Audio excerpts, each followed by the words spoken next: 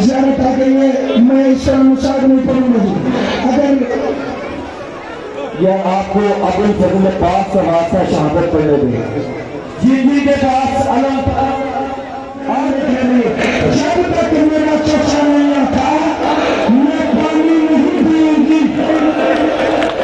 یا حسین یا عباس، آ میرا مولا اپنے لال عباس کا ماتم دیکھ.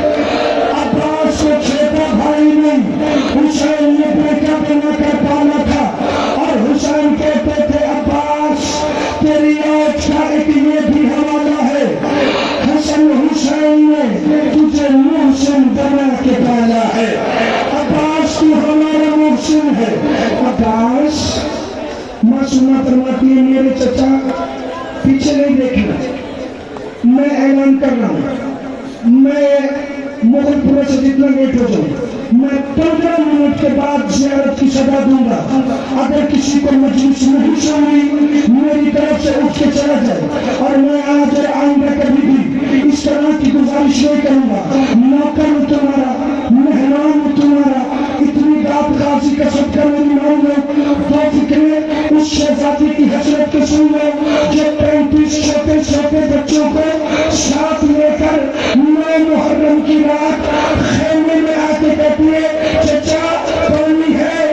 چچا عباس خیمے میں نہیں تھے، بتائے بچے غازی سے پانی کیوں مانگتے تھے؟ کیونکہ 3 محرم کو خیمے ہٹے، 7 کو پانی ختم ہوا، ہر کوئی 7 محرم سے پیدا تھا، غازی 3 محرم سے پیاسا تھا. کیونکہ اپنے حصے کا پانی کبھی معصومہ کو پلایا، کبھی اصغر کو پلایا، کبھی محمد کو. آپ کا کلمہ دے جوان کا حضرت امام مظلوم معصومہ کہتی ہے نہیں ملا کیا دیکھنا میری بہن بھی جنگل میں آ گئی ہے. یا حسین یا حسین، اگر بڑے بے فکروں کے بعد میں زیادہ دور رہوں گا، لیکن آپ نے ابھی اٹھنا نہیں، ترتیب سے اٹھنا جب میں ماتم کی صدا دوں. عزاداران نے مظلوم کربلا مولا غازی کو لڑنے کی اجازت نہیں تھی، پانی لانے کی اجازت تھی، اور حسین کہہ رہے تھے عباس اگر جنگ کی نہ تو پتھر شام میں سکینہ زیبہ کھائے گی، پتھر شام میں عالیہ زیبہ کھائے گی. عزادار غازی مولا نے سکینہ سے کہا مجھے مشکیزہ پہنانا. غازی جھکا، ہاتھ معصومہ کے قدموں پہ لگا، جھولی اٹھا کے کہتی ہے چچا